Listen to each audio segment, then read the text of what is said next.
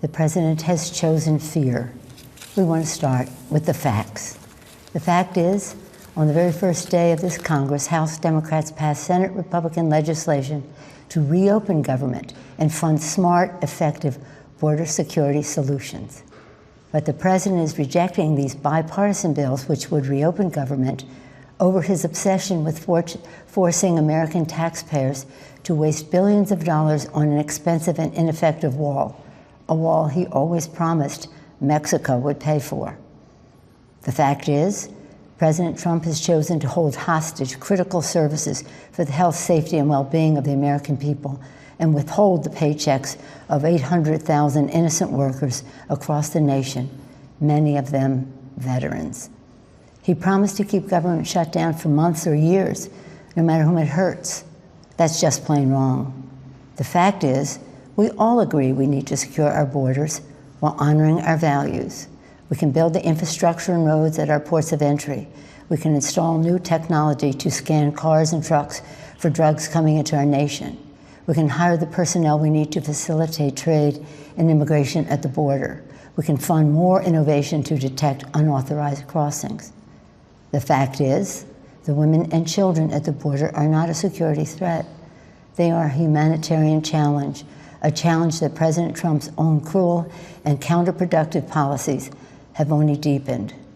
And the fact is, President Trump must stop holding the American people hostage, must stop manufacturing a crisis, and must reopen the government. Thank you. Leader Schumer? Thank you, Speaker Pelosi. My fellow Americans, we address you tonight for one reason only. The President of the United States, having failed to get Mexico to pay for his ineffective, unnecessary border wall, and unable to convince the Congress or the American people to foot the bill, has shut down the government. American democracy doesn't work that way. We don't govern by temper tantrum. No president should pound the table and demand he gets his way, or else the government shuts down, hurting millions of Americans who are treated as leverage. Tonight, and throughout this debate and throughout his presidency, President Trump has appealed to fear, not facts, division, not unity. Make no mistake, Democrats and the president both want stronger border security.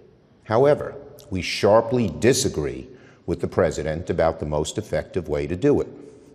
So, how do we untangle this mess? Well, there's an obvious solution. Separate the shutdown from arguments over border security.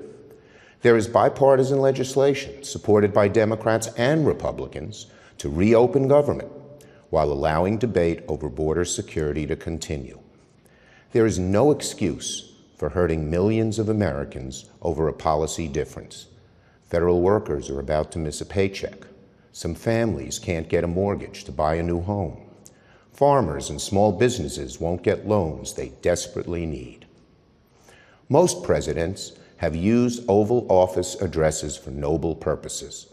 This president just used the backdrop of the Oval Office to manufacture a crisis, stoke fear, and divert attention from the turmoil in his administration. My fellow Americans, there is no challenge so great that our nation cannot rise to meet it. We can reopen the government and continue to work through disagreements over policy. We can secure our border without an ineffective, expensive wall. And we can welcome legal immigrants and refugees without compromising safety and security. The symbol of America should be the Statue of Liberty, not a 30-foot wall. So our suggestion is a simple one. Mr. President, reopen the government and we can work to resolve our differences over border security, but end this shutdown now. Thank you.